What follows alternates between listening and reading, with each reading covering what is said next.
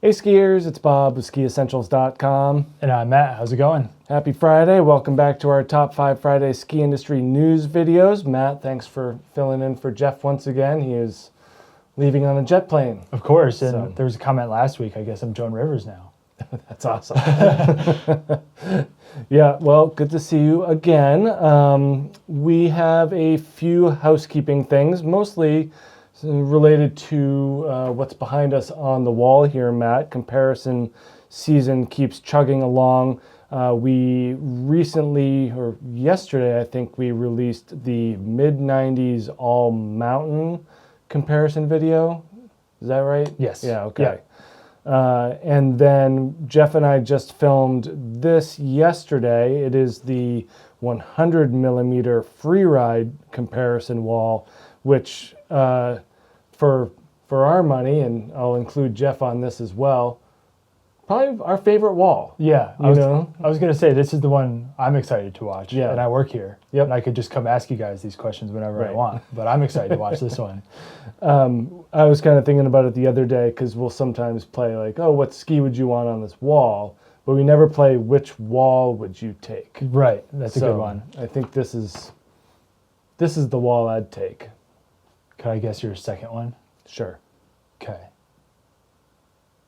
Oh, there's two that could be like wide front side. Close. Mid-80s all mountain. Okay, would be my gotcha. That makes second sense. You choice. love the Anomaly 84. Yep, Okay. that stuff. What are mine? This and 110 freeride. Yep. Okay. Easy. Yep. So yeah, those are the two comparisons we've got. This one should be up for viewing probably early next week. So keep your eyes out for that. And that's about it. We can get on with the news now. Great news, I think, coming from skiracing.com, basically out of FIS and Team Austria or Ski Austria. They've basically, Austria has been the last country to move under the FIS mandates for international broadcast for ski racing, and now they're in. So now all FIS member nations have agreements to let FIS handle media distribution, which we've talked about this a lot, where it's hard to watch ski races. Yeah, really, really difficult. Yeah, and now it seems like it's going to be easier, similar to how you watch F1, soccer matches, stuff like that. Yeah. It's going to be more widespread media with the FIS, and that's something that the president Johan Elias really set out to do when he got the job 4 years ago. I think was just to make it more accessible for people to watch ski racing and other FIS related activities. Yeah. We've noted, and we'll note later in this episode here, that FIS now has Freeride World Tour in it. So just really increasing the exposure there. I mean, it makes total sense. Like I watch F1 and I subscribe to F1 TV, which, Yep. You get so much more with, and there's so many different avenues that you can go down. First of all, there's like F1, F2, F3. There's a bunch of different formulas. Yeah. And then it's going to work great because there's different types of events. And then it just is going to bring a lot more content out from the sports, which is going to be great. So, no, I think it should work out really well. But my other thought is there's so many leagues showing up now. Right. Like there's, the Shaun White one. Yep. There's the Backcountry Invitational one. Kings and Queens of Corbett's, I think, is expanding somehow, even though it's Kings and Queens of Corbett's. But it's cool. It's cool that there's just so much more of this popping up. So to make it more accessible makes a lot of sense. So for this upcoming year, it sounds like you can watch FIS events in any country, or with events from any country besides Austria. I think it's taking them a year. So 27, 28 looks like fully open. Yep. And another point here is that it's really good for the athletes and good for their marketing. It's increasing their exposure and their ability to basically earn more. You know, like I think very few of them are making good money, and for being at the top of their game athletically, they should be able to support themselves I would say comfortably. I mean, they are literally putting their lives on the line. They're professionals, and Yeah. professionals are supposed to be able to make a living Right. in something, Yeah. whatever they're doing. Right. If you're a professional at it, you should be able to live off that. So yeah, I agree. Yeah. So a lot of the media or media marketing and sponsorships are just going to get more eyes on the thing, which is pretty good. Yep. So yeah, could be huge. Good for them for taking those steps because we've always complained about it. Yep. So And we will continue to do so until it changes. until I can turn a race on my TV, like on Stowe Cable, and Right. watching a World Cup race, I'm going to keep complaining.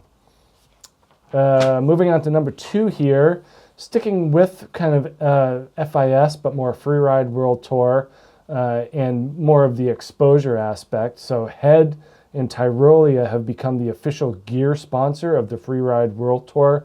This doesn't mean the athletes. They are still free and willing to take whatever sponsorships they wish. But for Freeride World Tour staff and employees, they all get Head stuff. That's sweet. Yeah. Yeah. Love a Core 112 out there when, setting up a course. Well, and Head is a brand that also makes like head to toe. Right. Like head, clothing, goggles, helmets, the whole shebang. everything. Yeah. So, I think it makes sense for a company like that as opposed to someone that just makes skis or something like that. Yeah. Black Crows well, they make outerwear, so that would be, Yeah. that's not a good example, but at least just not a ski brand. But it's a good opportunity too to bring forth like content about how they set up a course Right. and stuff. That'll be advertising for Head, but then for me, I want to know about Yeah. that. Like how they test snow conditions, like how that whole setup works is so fascinating. So I Yeah. think that because of that sponsorship, content like that will probably be produced. Yeah, it's And all that about kind of thing. exposure. Right. You make that video, and even if you're not like just blasting Head Tyrolia out there, like it's there. Yep. And you're noticing it, and you're associating Freeride World Tour with Head Tyrolia. Yep. And all of a sudden, you're, Head Tyrolia seeing benefits here. Yep. So Symbiotic relationship, Bob. it is. It's very nice, and also seems to be, a result of more exposure due to the FIS.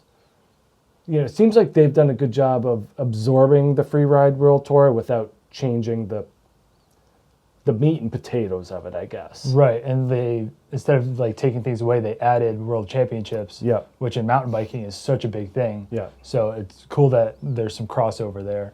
And then I think Matt was saying too that that's their kind of avenue to get it into the Olympics, Right. which is sweet. Should Yeah. be in there. Those people are nuts. Yeah. Again, people literally putting their lives and their health on the line.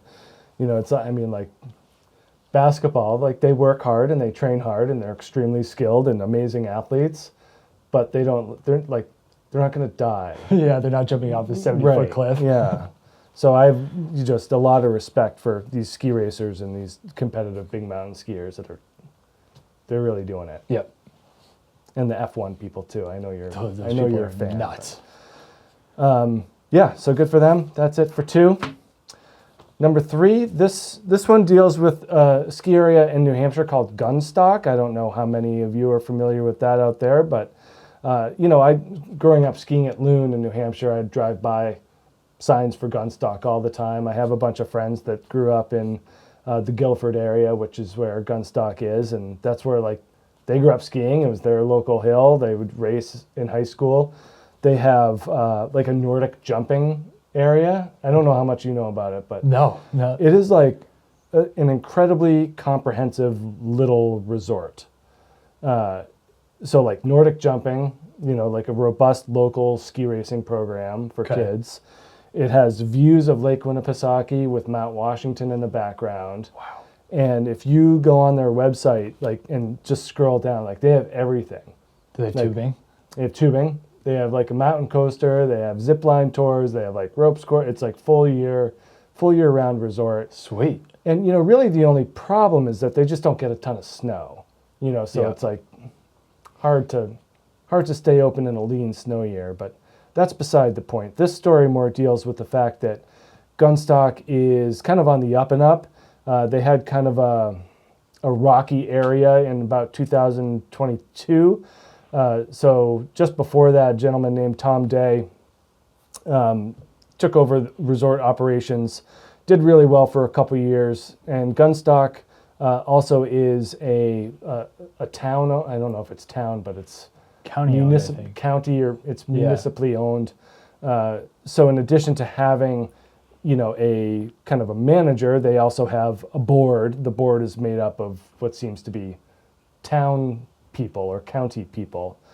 So in 2022, a couple of the people on the board didn't quite see eye to eye with Tom and the rest of upper management, caused a huge rift.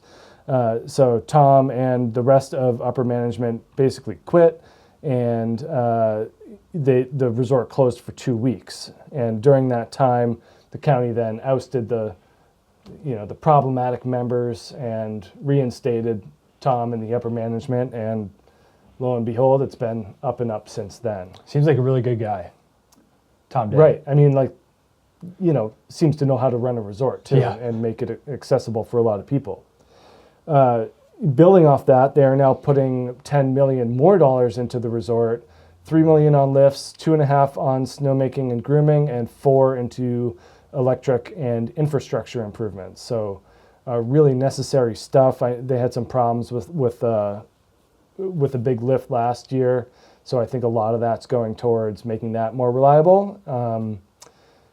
And yeah, I mean, it's definitely a pretty cool area, and just really comprehensive. Yeah. It's an hour and a half from Boston. Oh, perfect. And just that Lakes region area, Lake Winnipesaukee is just gorgeous. How big is it? What's a good comparison that perhaps I would know? Maybe Sunapee, Okay. maybe Okay. a little smaller. I'm not sure. But yeah, they just have a ton of stuff. Sweet. So Love that. Just get people there, and then they Yep. can do a whole bunch of stuff. there's a big campground at the bottom. So You're really convincing me. I think we got to go. I don't know. Yeah, certainly a day trip. So yeah, good luck to Gunstock this year and all of their improvements. Number 4, a little bit sadder, mourning the passing of Robert Redford at 89 years old. He was always a guy that, watching movies growing up, that my stepmom would just be like, oh, he's so handsome. She was a big fan of Robert Redford. And I don't know how many know, but he was a very, very big skier. In 1968, he bought a 5,000-acre ski area in North Provo, Utah, called Timp Haven.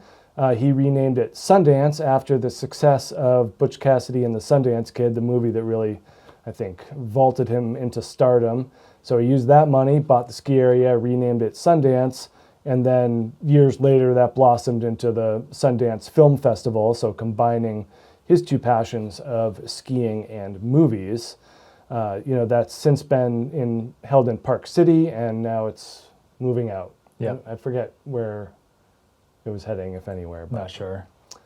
but this is a gentleman who was on the cover of Ski Magazine and stuff like that, and really just kind of seemed to be a ski bum at heart, and then Happened to be a good actor. happened to be a good actor and extremely handsome man. Yeah. So, lots of good stuff from Robert Redford. Sad to see him go, but sounds like he lived a really good life and the life that he wanted. So Yeah. On to edits here, Matt. I have number 1. You might have to help you pronounce this. Ornata or Ornata from Armada. I think it's that one. Ornata. Ornata, because it rhymes with Armada. I think so. Okay, Ornata from Armada. This is their this year's Team Movies official trailer, and I'm always amazed at the team from Armada. And you kind of look down their roster, and it's pretty impressive. Stacked. Number 2 here is Feel Better, Winter of 2025 by Sander Hadley. This is interesting because it's following a double hip surgery that he had in 24, and it does not look to me like he lost a step. Not at all. No. A really smooth and aspirational skier, someone that I look at and I'm like, I wish I could do a quarter of that stuff. Well, it's also, I think, a really cool video because it's something that, at least myself, I could relate to. Yeah. There's tricks in there that I'm like, I can do that. Yeah. But it just made me feel more connected to him and made me excited to ski because just I can do some of those things. Yeah. after 2 hip surgeries. Maybe not after that, but and number 3 here from the Faction Collective, Banshee Ken, featuring Noah Viand. I tried. I could not figure it out. I'm sorry. Viande. So Faction Collective, always known for high production value and really good quality in their filmmaking. So nice to see this one come through. He has the kind of style I like in a park skier. Spinny. Spinny. I was watching that and I'm like, man, this guy is spinny. Yeah, like to me, that's the definition of steez. Yeah. Style and ease. Yeah. Like everything looked like he was putting effort in, but it still looked very easy. Like the spinning on the rails. Yeah, that's crazy. That was better than a lot of the stuff that I've seen. Yeah, very good stuff. So that's it for edits, and that's it for news. This will be our last top 5 of the summer. We will be in the fall next time you see us here on set. So It's about time. one more step towards winter, and we'll likely have one more comparison up. And then, we'll move into 100 millimeter all mountain after this. So a little bit more rugged skis going on. So we'll look forward to that. Matt, thank you for joining us. As always, appreciate it. And hope you all have a great weekend, and we'll talk to you soon. Bye.